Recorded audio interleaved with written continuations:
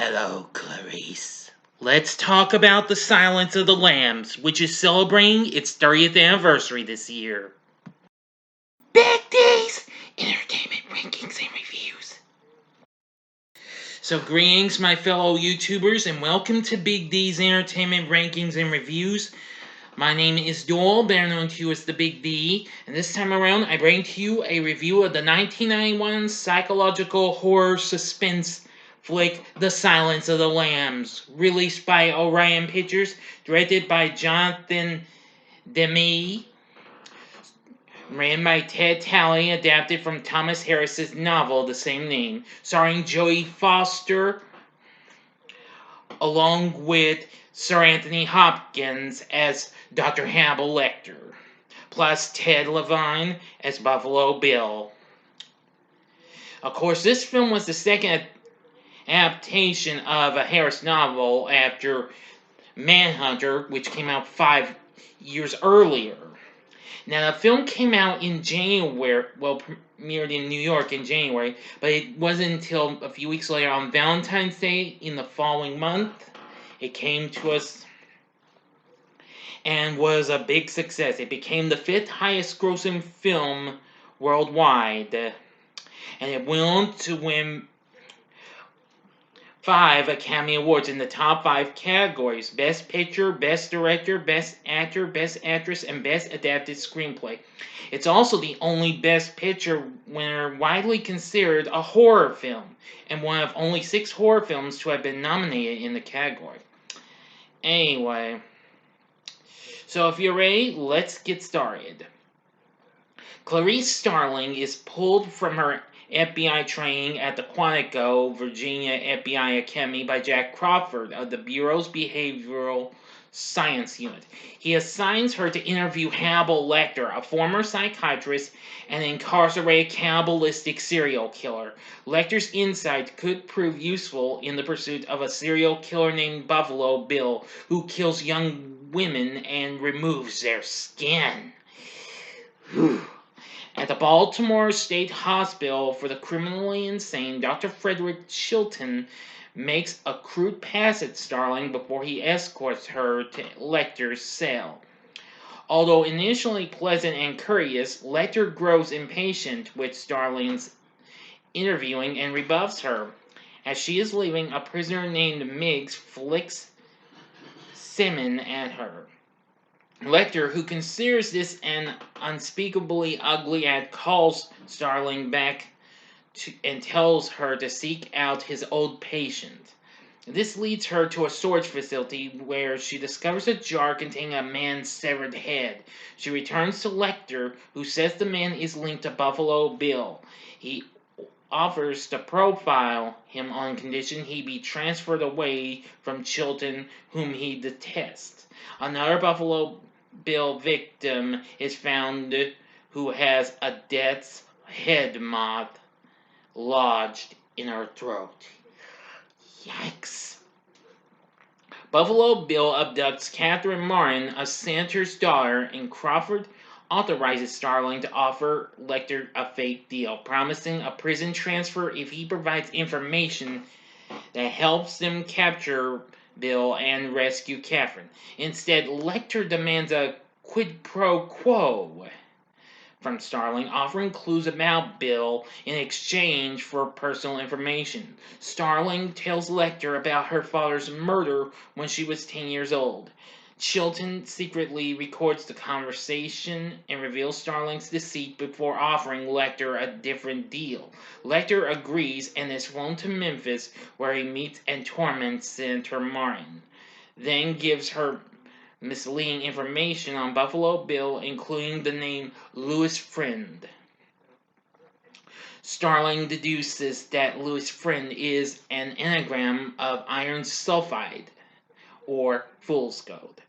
She visits Lecter, who is now imprisoned in a cell in a Tennessee courthouse, and demands the true identity. Lecter says all the information she needs is contained in the Buffalo Bill case file, then insists on continuing their quid pro quo. She recounts a traumatic childhood incident of hearing spring lambs being slaughtered on a relative's Montana farm.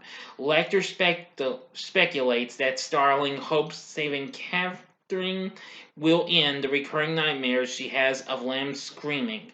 Lecter returns the Buffalo Bill case files to Starling as Chilton arrives and has the police escort her from the building. Later that evening, Lecter kills the guards and executes an elaborate escape from his cell and disappears. Starling analyzes Lecter's file annotations and deduces that Buffalo Bill and his first victim, Frederica, Bemo, knew each other. She travels to Frederica's hometown in Ohio and discovers both she and Buffalo Bill were tailors. In Frederica's home, Starling notices unfinished dresses with patterns identical to the patches of skin removed from the victims and suddenly deduces Buffalo Bill's motive. Now to the ending. You know the procedure. You have 5 seconds to stop. Go to the description box below and fast forward to the time below to avoid ending spoilers. If you've seen the movie, continue on with the review after the 5 seconds. Here we go.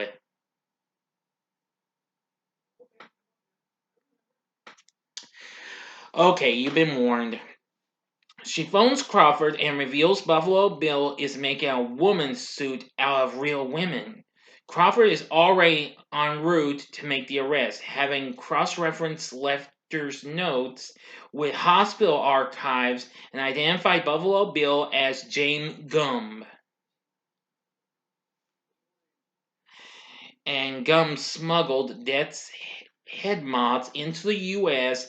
and was refused a sex change operation, believing himself to be transsexual. Starling then continues interviewing Frederica's friends, who suggest she speak with Mrs. Lipman. Meanwhile, Crawford and FBI HRT storm Gum's address in Illinois, but find the house is empty. At the same moment, Starling knocks on the door of Mrs. Lipman and meets Jack Gordon, who is none other than, you guessed it, Buffalo Bill. Gordon suggests he may have a reference for Starling, but while the two are making conversation, Starling spots a death's head moth. Realizing she is face to face with Buffalo Bill, she pursues him down. Downstairs into a cavernous basement where she finds Catherine trapped in a dry well. She proceeds through a labyrinth of rooms and hallways until Bill cuts the power. He stalks Starling with night vision goggles, but as he moves to shoot her, he reveals himself by cocking his revolver. Starling quickly reacts and shoots Bill dead. At the FBI Academy graduation party, Starling receives a phone call from Lecter, calling from Bimini Airport. He wishes her well and says he must go because he is having an old friend for dinner. He trails an unsuspecting Dr. Chilton into the crowd and disappears. End of story. I'll be right back, everyone. Okay, I'm back. Sorry, I was just getting ready for supper. And don't worry, it's something good and clean, not, which I'm just playing with y'all on that little bit, okay? You didn't really think I was like Hannibal. Of course not. It's just a character. Alright, so what did I think of The Silence of the Lambs? Well, I've only seen it a few times, including more recently. I'm doing this in order to promote the new CBS series Clarice, which I'm not sure I'm gonna watch, but if it's any good, well, I hope y'all enjoy it. But anyway, I will say the story was really good, and I liked the cast. We have Jodie Foster as Clarice Starling. Great performance of hers. I really loved it. I loved her performance. We have Sir Anthony Hopkins as Hannibal Lecter, Scott Glenn as Jack Crawford, Ted Levine as Buffalo Bill. Let's see, and Anthony Held as Dr. Chilton. We also have Brooke Smith as Catherine. And, well, there's lots of others. But anyway, it has a pretty good story, and it's got some good characters and what have you. It really gets intense and what have you. But anyway, Howard Shore's score for this is pretty good too, as a matter of fact.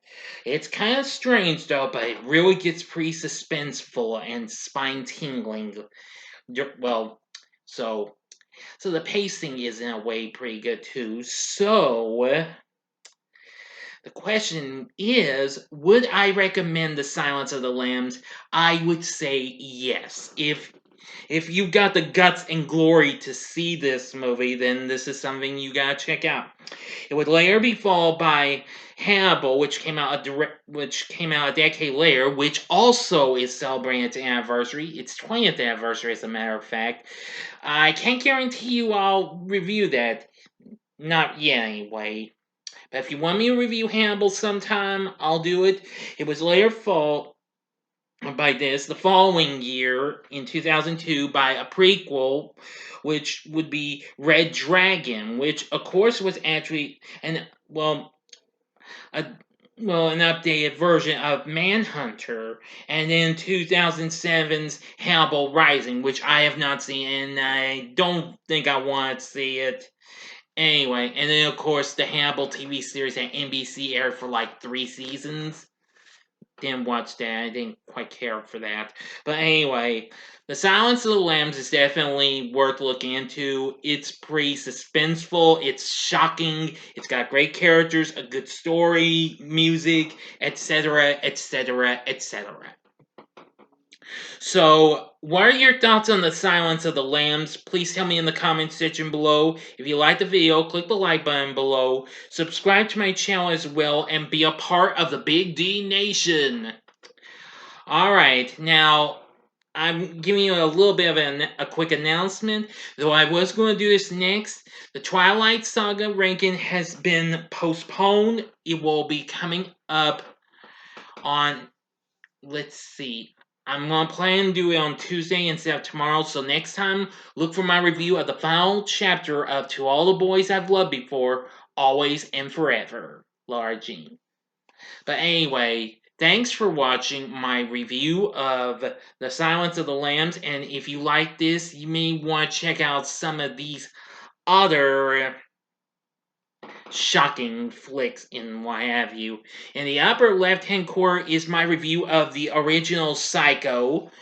Or if you'd like, go to the upper right hand corner and see my review for its sequel, Psycho 2. Or if you want, well, a kick ass chick who really wants to get a little revenge, well, who might want to get at someone, see my review of the underrated 70s blaxploitation flick Sugar Hill in the bottom left hand corner. And the bottom right hand corner is the button you can click to subscribe. If you like rankings and reviews on movies, TV, music, video games, etc., then I'm your guy.